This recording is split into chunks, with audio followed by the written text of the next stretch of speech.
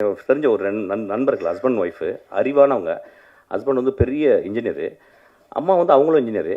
அவங்க என்ன சொல்கிறாங்க, அவங்க பையன் சின்ன பையன், சார் இந்த பையன் நல்லா நடிக்கிறான் சார். நாங்கள் ஏன் மேடம் நடிக்கணும், சும்மா இருக்கும்போது ஏன் நடிக்கணும், ஏதாவது கேரக்டர் கொடுத்தா தான் நடிக்கணும், சும்மா இருக்கும்போது ஏன் அவங்க சொல்கிறாங்க. எப்படி ப்ராக்டிஸ், இப்போ பாருங்கள் நடிக்கிறேன் பாருங்கள், டேய் தம்பி அழுகுனவனே அவன் அழுது கட்டுறான் அப்படின்னு. ஓத்தா எனக்கு ஏதாவது வச்சு உம்மான வாயில் பிடிக்கணும் போல.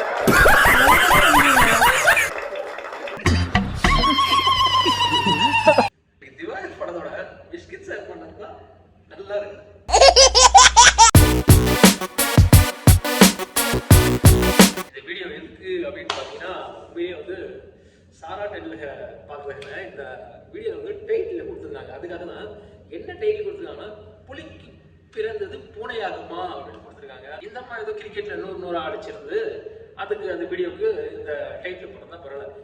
இவன் சாரா பண்ணுறது வந்து மோட்டார் போட்டு, இதுக்கும் அந்த டைட்டிலுக்கும் என்னையா சம்மந்தம்? சந்தானம் சொன்ன ஒரு டைலாக் சொல்கிறேன், புலிக்கு பிறந்தது பூனையாகுமா அப்படின்னு போட்டிருக்கேன். புலி